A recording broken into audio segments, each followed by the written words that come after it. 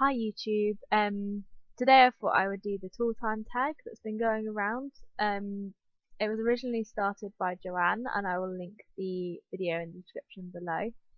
This is the third time I've tried to record this video. As you can see, I'm trying out a new microphone to see if the sound quality is any better. But I've been having a bit of trouble with it. First of all, the the microphone was on mute while I was recording, so that didn't work. And then just now, I'd plugged the plugs in the wrong way around, so the microphone was in the headphone plug and the headphone was in the microphone plug, so that didn't work either. So third time lucky, I guess. Also, I apologise for the lighting. I've closed one of my curtains, but it's still really bright in here. But never mind, you didn't come here to see my face anyway. So for the tool time tag, you're meant to do 5 of your favourite tools. I've been watching all of your guys' videos, and some of you have really interesting tools for stitching that I don't own. So I'm going to look into some of those. I basically have quite a basic tool selection. I've only been stitching for about 2 months properly. So I haven't really amassed much.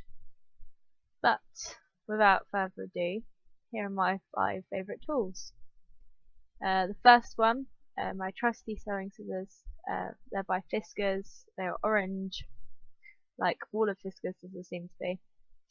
And they're just really useful for snipping threads and doing, the things you use sewing scissors for. I don't know why I'm explaining scissors to you, because you all use scissors. I've actually only got these about a month ago. Before then, I was committing the cardinal sin of using my normal scissors for my sewing. I'm also using them on paper and sellotape and all that stuff, so that was terrible.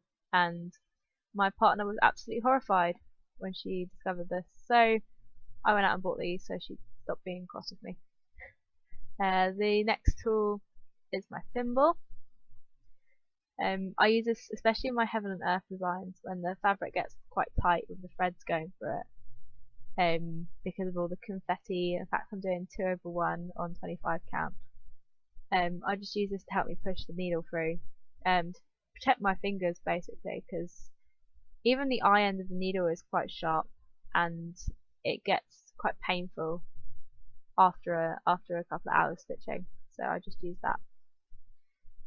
Next was a free gift in a magazine. It was Cross Stitcher magazine. It's just a needle holder.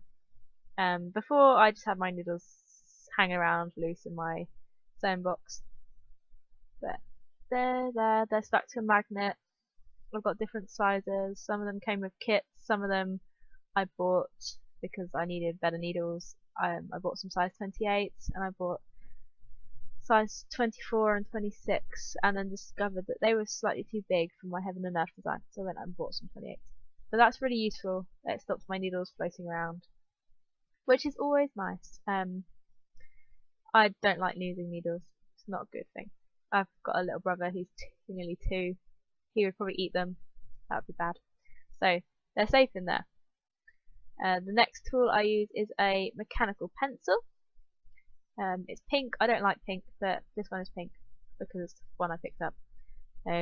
It's just a twist one, so you twist it and then more lead comes out. I don't know if you can see that. Yeah. It's a Papermate pencil. It's really comfortable and it draws very lightly, and you can also draw very hard with it.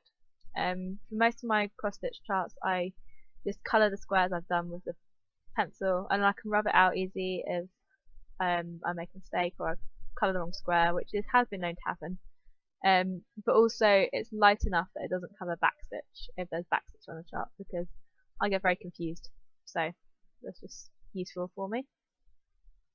The next, and really my final tool, is my pin cushion, which I made, as you've seen before.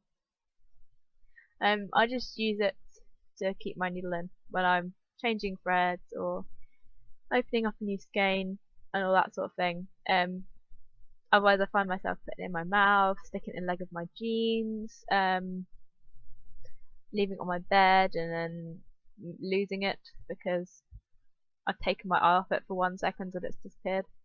I'm training myself to use this because sometimes I can't even see because of the sun. Sometimes I still find myself putting it in my mouth or leaving it on the bed, so I'm trying to train myself to use that. Finally, I want to show you guys how I kind of store thread for projects, because I count this as a tool, so I'm cheating and adding +1. I just take a bit of cardboard. This is from a tiramisu packet. It has like the ingredients on the back, but you don't need to see that. I just hole punch and put the thread through there, and then I do the numbers and the symbols for each of the thread. This is the thread for Oriental Crane. As you can see, DMC metallic thread has been banished to this side because it went into single strands and now it doesn't fit in the hole it was originally in, so it has been banished and rejected by the other thread and it is over the side. I thought I'd show you one other one to show you I did it for all my projects. This is my Heaven and Earth design butterfly ball. These are all the colours I've used so far. Every time I come across a new symbol I will add. So I've got a space left on this one and then I'll have to get another one. And then I'll have like 100 of these pieces of cardboard by the end. 100's a bit hyperbolic. I will have less than that. I could fit 10 on here. So, and there's 88 colours, so I have about 9 of them, depending. But it just makes it easier for me. I didn't have bobbins. I've now got some bobbins, but I'm using it for leftover thread. Using them for leftover thread. And I will stick to my cardboard because I find it easier. So that's that for the tool time tag.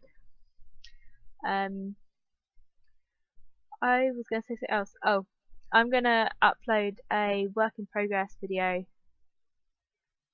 later today. I've debated not doing one for this month since I only showed you my works in progress like a couple of weeks ago, but I've made quite a bit of progress and I thought if I upload a video at the end of the month I can upload a video at the end of next month and so on and so forth, and it will just be neat and not confusing. So that's what I'm going to do. I also want to do the cross stitch tag. I need to find the questions for it and then I will probably do that and upload that probably next week. So I think I'll leave it there for now and I'll see you guys later. Happy stitching.